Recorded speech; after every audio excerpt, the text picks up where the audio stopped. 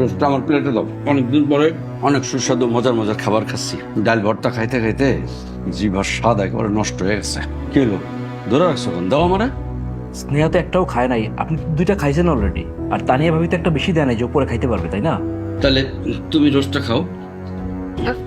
না না বাবা, লাগবে না। তাহলে আমি খাই।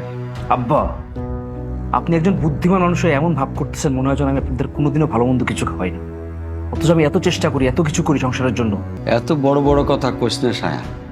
গোশ দিয়ে যে কবে ভাত খাইছি এটা মাথা খুঁজা বাইর করতে পারবো না সেদিনটা। গোস্ত দূরের কথা, একটা মাছের টুকরাও দেখি না চোখে। সে কথা কইতে এরা যদি এই ম্যারেজ ডেটা না পালন করতো তাহলে এরা খাইতে পারতাম। ভাগ্যিস ওরা ম্যারেজ ডে পালন করছে। শায়নের আব্বা, তুমি এইভাবে কথা বলছো কেন? ছেলেটা কি আমাদের জন্য কম কষ্ট করে? প্রতি মাসে তোমার ওষুধের জন্য হাজার হাজার টাকা খরচ করতেছে, হাজার হাজার টাকার কেমো দিতেছে তোমারে। এই টাকাগুলো যদি ওইখানে খরচ না হইতো তাহলে আমরাও সবার মতো প্রতিদিন কম বেশি মাছ মাংস খাইতাম। ও আচ্ছা আচ্ছা আচ্ছা, তাহলে আমার ক্যান্সারের লেগে তোমার পোলার সংসারে অভাব শুরু হয়েছে না? ঠিক আছে, খাও, এই যে খাও।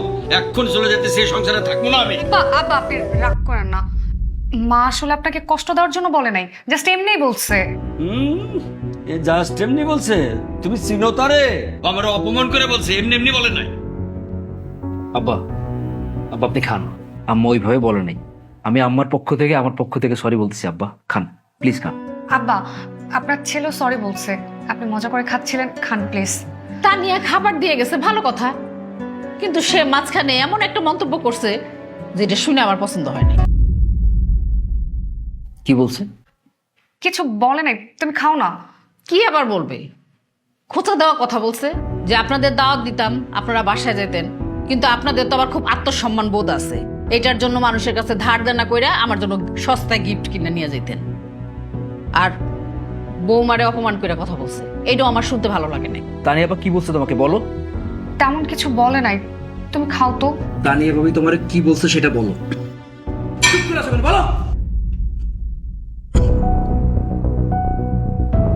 বলছে আমি বিয়ের পর থেকে বাবার বাড়ির দেয়া জামা কাপড় পরি, আমি একজন শিক্ষিত মানুষ, একটা ভালো চাকরি বাকরি করে জীবনটাকে স্বয়ংসম্পূর্ণ করে উপভোগ করতে পারি। তানিয়া মাঝে মাঝে এই বাসায় এসা বৌমারে উস্কানিমূলক কথা কয়। আরে মেয়েটার মন খারাপ হয় না? মন ছোট হয়ে যায় না? ওনার এত বড় সাহস, ওনারা এত সাহস কে দিছে উনি আমার সংসারে নাক গলায়? বাদ দাও না, এসব কি দরকার? বাদ দিলে হবে না, এর একটা বিহিত আজকে করতেই হবে। আজকে ওনাকে এই অপরাধের কৈফিয়ত দিতেই হবে। আমার নাম বাদ দেখে বাবাকে না। আমি দেখছি না।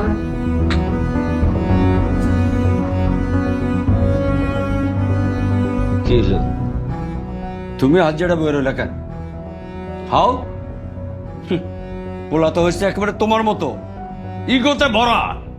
পেটে ভাত জুটে না, ইগোলো বসে রয়েছে। খাও, এরম ভালো ভালো খাওন। আর জীবনে কোনদিন পাইবা কি পাইবা না ঠিক নাই। ধরো, তুমি আরাম কইরা ঘন্টার পর ঘন্টা বইসা থাইকা আমার খাবারটাও খাও।